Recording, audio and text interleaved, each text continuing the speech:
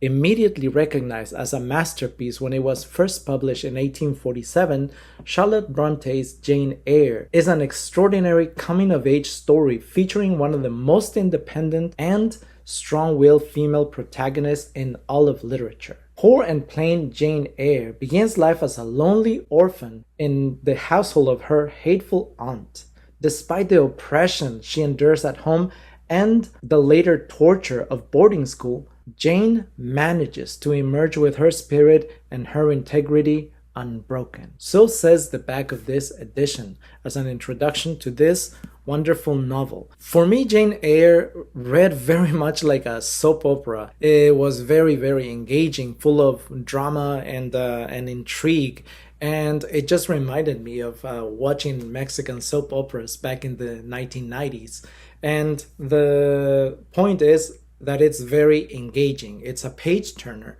I couldn't put it down for most of the book. Spoiler alert, I'm going to say something about the ending, so if you want to pause and come back to the video when you read the novel, go ahead and do so. I think Jane Eyre deserved the ending of this story. She finally gets to have the peace and happiness that she has longed for and that we root that she ends up getting. We are on her team throughout the entire novel. However, Mr. Rochester does not deserve the happy ending that he gets. I know that we're supposed to shift our emotions and feel for them at the end, but he doesn't deserve the happy ending. He is an evil character. And I know that this is the Byronic hero or anti-hero, however you want to call it, but for me, it just didn't work as well as, for example, what we get to see of Heathcliff in Wuthering Heights. Heathcliff, he is also a character who does a lot of evil things, but we have this kind of tenderness for him because of all the difficulties that he goes through from the get-go when he gets to Wuthering Heights.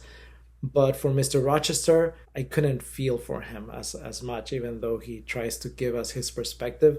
I still think what he has done is kind of really messed up without a lot of redemption, despite what happens to him towards the end. I still can't feel too sorry for him. However, as a literary device, I think it works well to give us that opportunity to see Jane Eyre be the strong female character who gets her kind of fairy tale ending, and the fact that we get to see a man depend on her is also worthy of notice. I don't understand why there were such different responses to the two books. Wuthering Heights did not get immediate praise, but Jane Eyre did.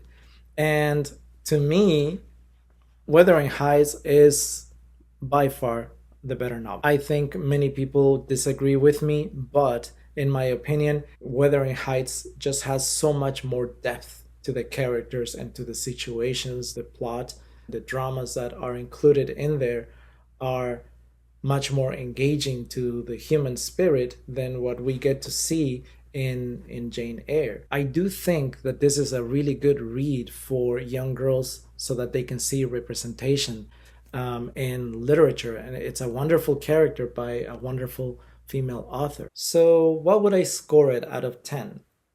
It would be a 10 out of 10. It's a really good novel. It explores a lot of important issues, especially for women and especially for 19th century. However, if I were to put it up against Wuthering Heights, this would become something like a 7 or an 8.